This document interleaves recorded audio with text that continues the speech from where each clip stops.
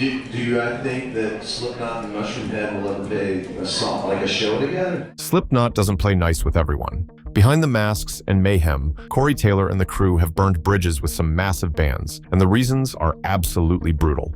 From backstage brawls to public callouts, these feuds got personal fast. These are 7 bands Slipknot flat out refused to share a stage with, and trust me, the drama is next level. Some of these stories will shock you. At number 7, we have Mushroom Head, whose conflict with Slipknot turned into one of the bloodiest battles in metal history. To this day, these two bands refuse to tour together. The long-running feud between Slipknot and Mushroom Head actually lasted for more than 10 years, from 1999 to 2010. This wasn't just trash talk. It involved actual violence, including physical brawls and fans hurling dangerous objects. And all of it started with something surprisingly simple. Both bands wore masks and jumpsuits. Mushroom Head formed first back in 1993, 2 years before Slipknot even existed. But when Slipknot signed to Roadrunner Records in 1998, everything changed. Their 1999 self-titled album made them huge overnight. Mushroom Head was furious. They believed Slipknot had stolen their entire look and concept. Even worse, Mushroom Head had already turned down a deal with Roadrunner, the exact label that signed Slipknot, because the money wasn't right. And then, they had to watch Slipknot explode in popularity, using what Mushroom Head considered their own stolen image. That was the breaking point. The violence hit its absolute peak on September the 11th, 1999, in Cleveland, Ohio. When Slipknot played their first show in the city, Mushroom Head vocalist Jeff Hatrix actually organized fans to attack them. During the set, people were throwing batteries, padlocks, and all kinds of dangerous objects. Slipknot bassist Paul Gray even took a massive padlock directly to the face. Corey Taylor didn't back down, screaming, "Step up! Step up! Step up! Step up! Step up!" Slipknot didn't run. In fact, after they finished playing, the entire band did something insane.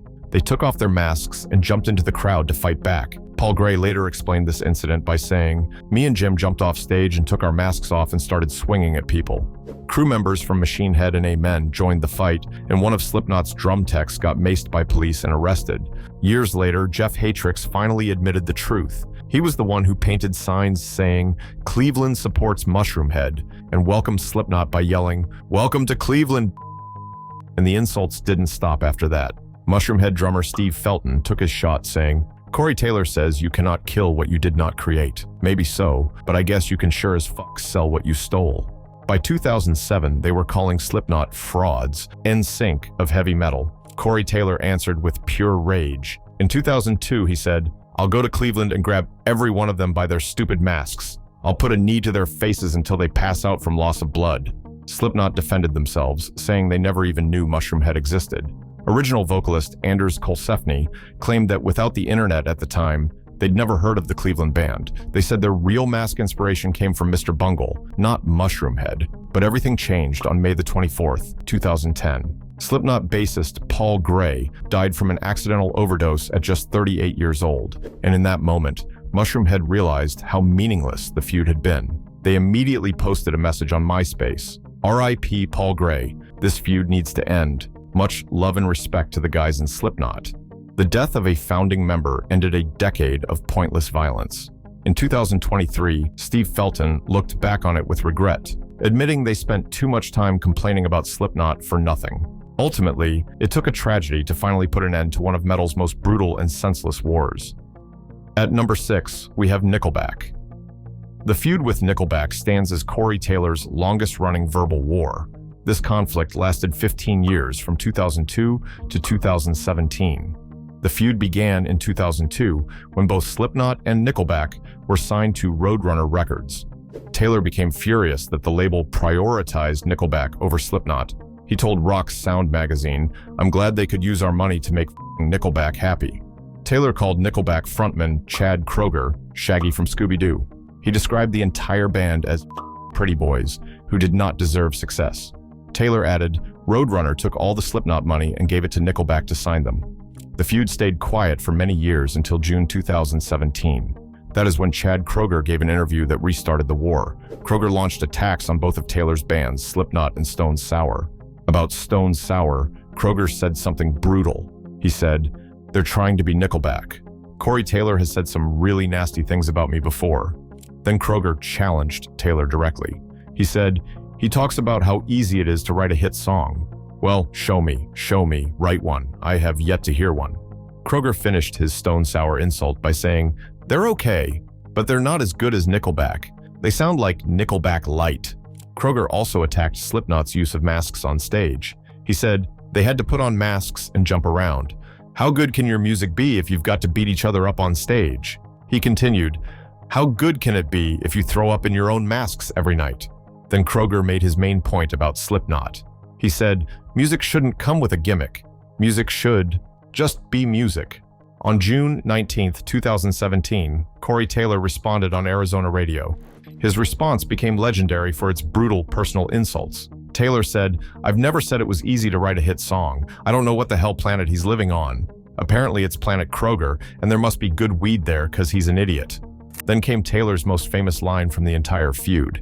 He said, "All I know is I've been voted sexiest dude in rock wearing a mask. You've been voted ugliest dude in rock twice without one. Stick that up your ass." The crowd went wild when they heard that comeback. Taylor was not finished destroying Kroger yet. He delivered another devastating insult about Kroger's appearance. Taylor said, "He's got a face like a foot. Am I wrong?" He also compared Kroger to fast food chicken. Taylor stated, "Chad Kroger is to rock what KFC is to chicken." For good measure, Taylor added one final insult. He told Kroger to curl up in bed with your Hello Kitty pillow and shut up. However, Taylor made something very clear in his response. He explained that his beef was only with Chad Kroger himself. Taylor said, "I love Mike. I love everybody else in that band. I've hung out with them." He continued, "That's the hard thing. I can't even say anything about the band Nickelback because none of them have an issue with us. It's him." Slipknot has never toured with Nickelback, and it's all because of one band member, even though they actually liked everyone else in the group. At number 5, we have Gwar. Gwar is more than just a band. They are a full-blown alien invasion. They are famous for turning every single concert into a wild, chaotic universe filled with monsters, mayhem, and metal. Back in Slipknot's early years, the band was constantly compared to American heavy metal group Gwar. This was mainly because both bands wore grotesque costumes and put on wild, over-the-top live shows. But Corey Taylor didn't like that comparison at all. To him, Slipknot was a serious musical force, not a satirical act like Gwar. So when people grouped them together, he took it personally. In 2003, Corey spoke out publicly, saying he felt Gwar was past their prime and had essentially overstayed their welcome in the metal scene. And that's when things really heated up. It was confirmed that these two similar style bands would never tour together.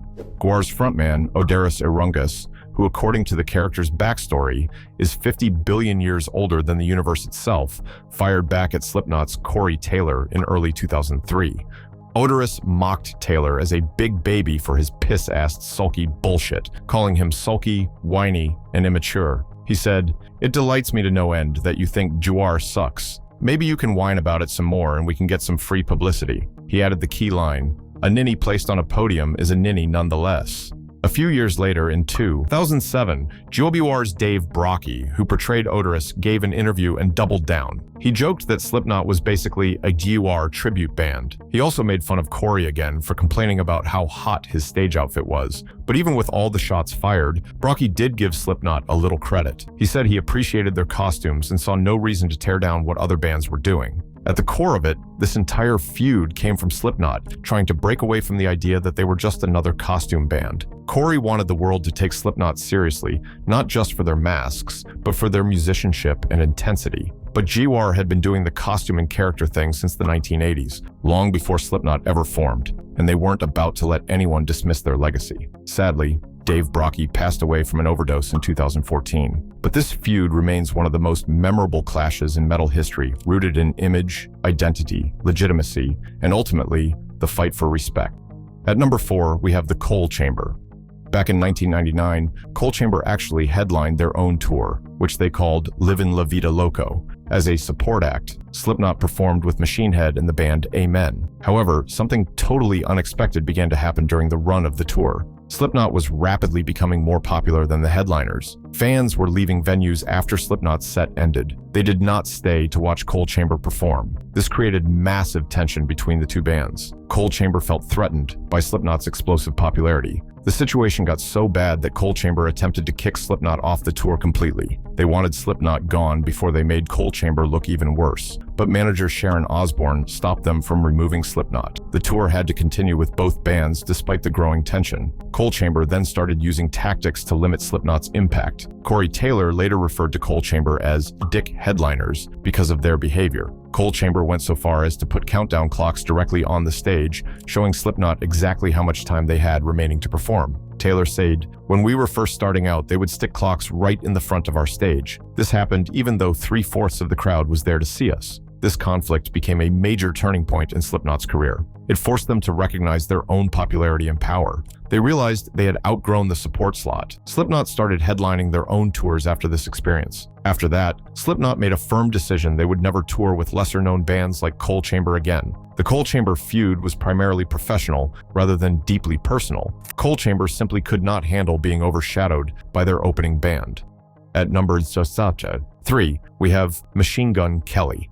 The conflict between Corey Taylor and Machine Gun Kelly in 2020 perfectly showed how band feuds had started to change. This was not fought in concert halls or with physical violence. Instead, it played out on social media with screenshots serving as weapons. It all started in January 2020 when MGK and producer Travis Barker invited Taylor to record vocals. They wanted him on a song for MGK's album called Tickets to My Downfall. Taylor recorded vocals that MGK initially loved. In messages, MGK told people that Taylor had fucking killed it. He said he was honored to have Taylor on the track, but then MGK suggested changes to the song. He wanted Taylor to extend it with a second half. MGK specifically asked for a vocal style similar to Slipknot's song Psychosocial. Taylor politely declined the request. He explained, "I don't think I'm the right guy for the track. Nothing personal. I just think if this is what MGK is looking for, someone else is the guy." Things stayed quiet until September 2021 at Riot Fest Chicago.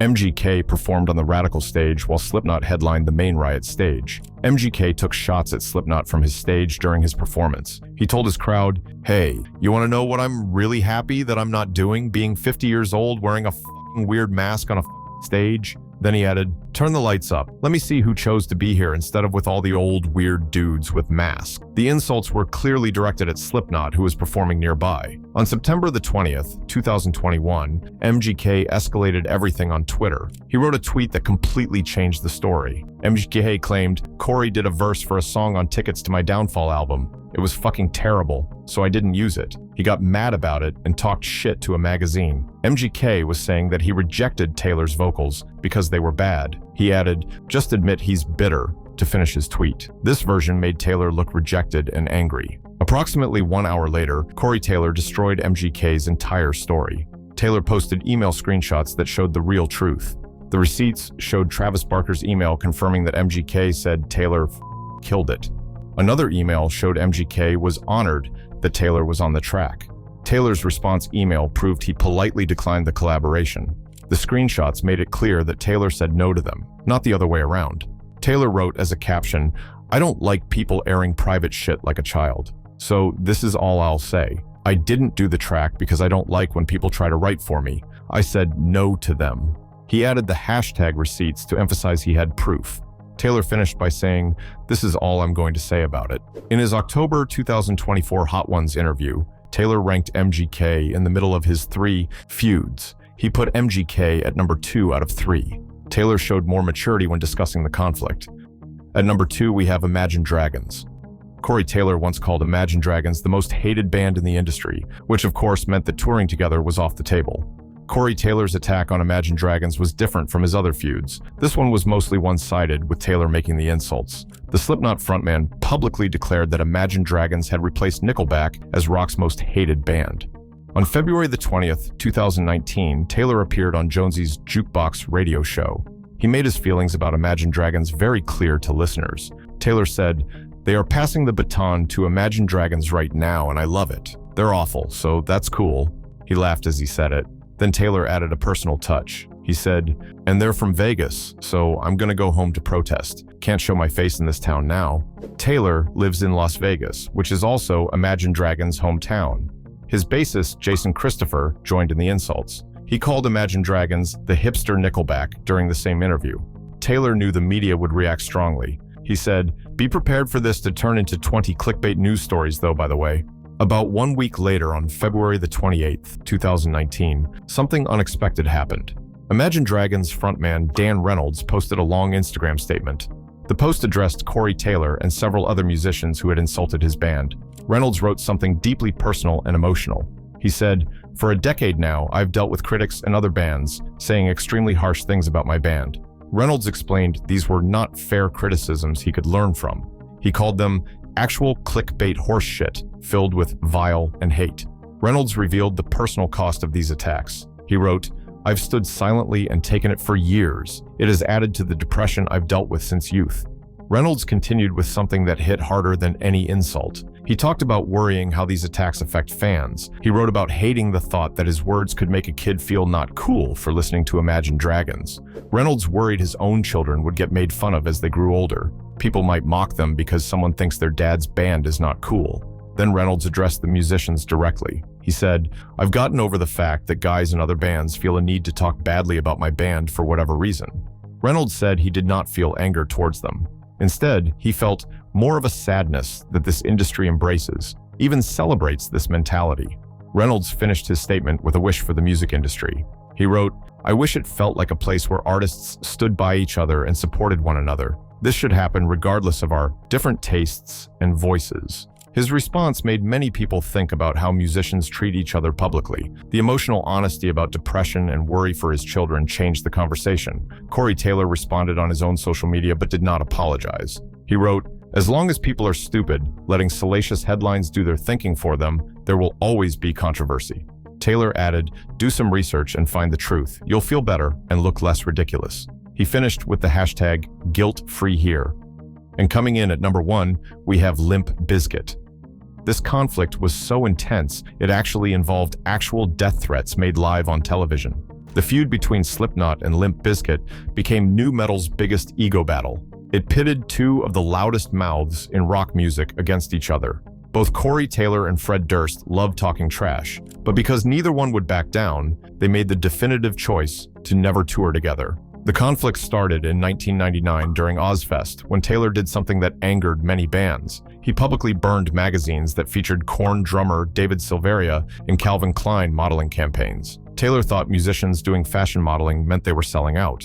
This made Fred Durst furious, because he had close friendships with the members of Korn. Someone from Limp Bizkit then made a comment that started the war. They said, "Slipknot fans are a bunch of fat, ugly kids." That insult crossed a line for Taylor and his band. The most famous moment happened in February 2000 during a live Australian TV interview in Sydney. A fan asked Taylor about the Limp Bizkit rivalry during the show. What happened next became legendary in rock history. Taylor explained the fat, ugly kids comment to the interviewer. Then he responded with pure rage in his voice. He said, "You know what I said to that? Number 1, I'm a fat, ugly kid. Number 2, Slipknot fans enjoy all kinds of music, like Limp Bizkit maybe." Then Taylor made his point clear. He said, "So what you're basically saying is that your fans are fat, ugly kids too. You want to talk shit on the people who you care about?" Then came the death threat that shocked everyone watching. Taylor screamed, "We will come there and we will kill you." The raw emotion and genuine anger made it clear this was not just publicity. Taylor had made similar threats at a New York show before the interview. He told the crowd that when Fred talked shit about Slipknot and their fans, they would kill. Fred Durst tried to make peace in October 2000 when he talked to VH1. He said, "Man, this band is super fat, man. We don't even know them." But Taylor was not ready to forgive or forget yet. He responded with a backhanded compliment that made things worse. Taylor said, "Fred Durst is a great businessman, but he is not an artist." He admitted that Slipknot members initially respected Limp Bizkit's first album in 1997, but they lost all respect after the release of Significant Other in 1999. Taylor accused Limp Bizkit of selling out and becoming too commercial. The reconciliation process took nearly a decade to complete fully. Things began to change at the 2009 Download Festival. Fred Durst approached Corey Taylor backstage and asked for autographs. His children were huge maggots, which is what Slipknot fans call themselves. Taylor kindly agreed and signed items for Durst's kids. When Joey Jordison died in 2021, Limp Bizkit paid tribute during their Des Moines concert. Durst encouraged the crowd to chant Jordison's name as a sign of respect. In October 2024, Corey Taylor appeared on Hot Ones and ranked his feuds. He put the Limp Bizkit feud as his #1 favorite. Taylor explained his real feelings about the conflict. He said, "My issues truly weren't even with Limp Bizkit. They were with Fred. It wasn't about the band. It was just about what Fred represented at the time." And that brings us to the end of our look at the 7 bands Slipknot refused to tour with and the messy reasons things went south. These stories remind us that behind the masks and the madness, touring is a pressure cooker where egos, energy, and expectations can collide fast. If you want more deep-cut stories from the heavier side of music, drop a like, hit subscribe, and ring the bell so you never miss what comes next.